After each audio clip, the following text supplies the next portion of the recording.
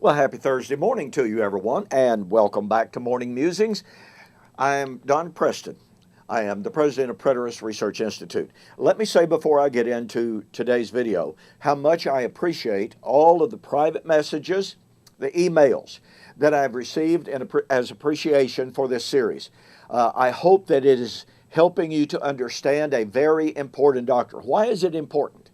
Some people say, well, prophecy is just kind of an abstract, ivory tower type of study. No, it's not.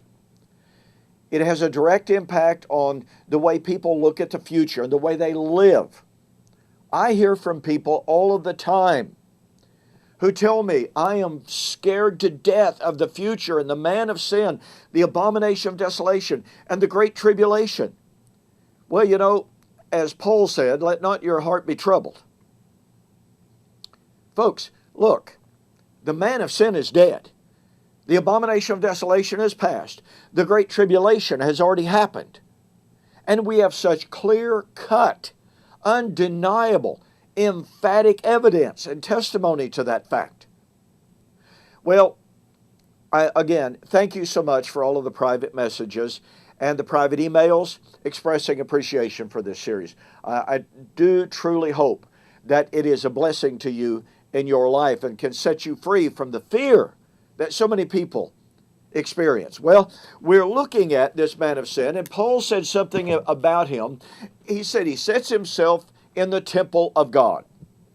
Now look, I got to tell you, this to me, when I was a young guy, was proof positive that Paul was talking about the Roman Catholic Church and the Roman Catholic Pope. I was 11 years old. Never forget this. I was 11 years old, and a very prominent preacher in the Churches of Christ at that time came to a town called Greenland, Arkansas, just south of Fayetteville, and he preached a 2-week gospel meeting. The last week of that meeting was dedicated to preaching on the book of Revelation. I was enthralled. I sat on the very front pew, and Mr. Stanley put up what they call sheet charts. And for those of you who are pretty young, you don't know what I'm talking about, but they were the PowerPoints of another age, another time. And on the charts, he had it all. He had Revelation all mapped out, and he had a graphic, beautifully drawn picture of the Pope with his headdress and with the scepter in his hand. And boy, I mean, it was impressive, and I was convinced the man of sin was the Pope. Whew.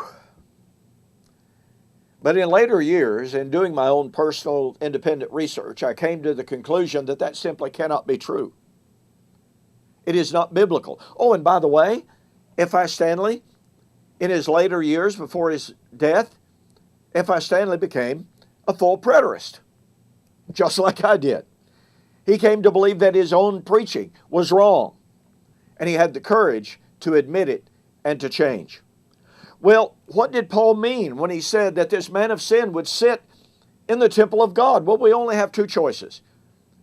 Yes, it is true that Paul does refer to the church as the temple of God. Ephesians 2, 1 Corinthians 3, 2 Corinthians chapter 6.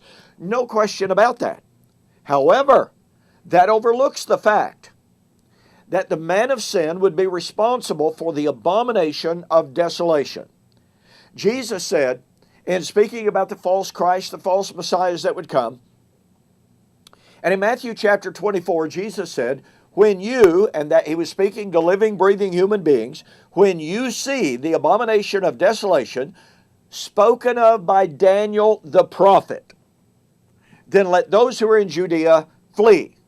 So whatever the abomination of desolation is, guess what? It is was to be found located in Judea, not Rome, not Italy, in Judea.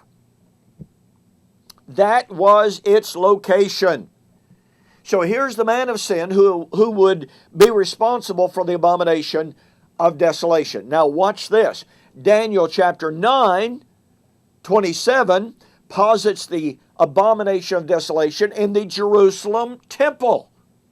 Not the church, the Jerusalem temple. Daniel chapter 12. The abomination of desolation would appear in the days when the power of the holy people would be completely shattered. Daniel chapter 12, verse 7.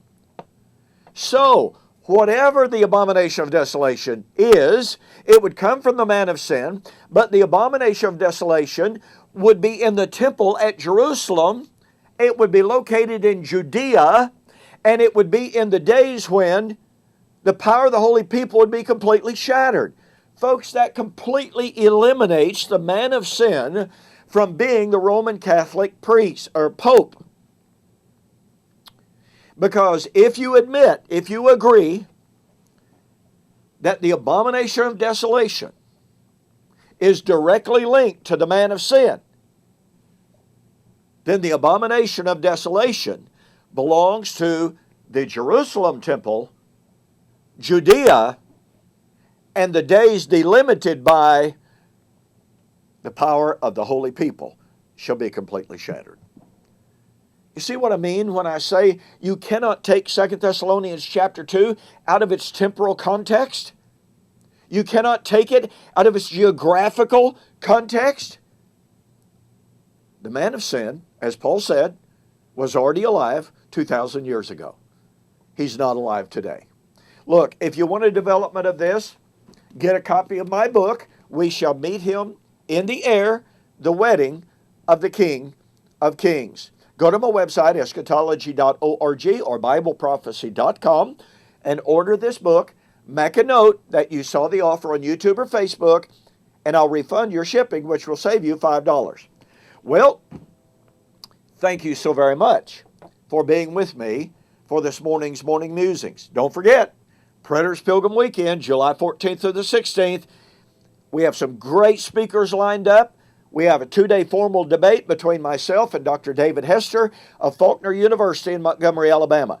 You can sign up to watch it free of charge by going to bibleprophecy.com. Just follow the links, register, and you can watch it as many times as you want.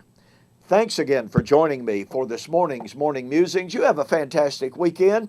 Lord willing, we'll see you on Monday.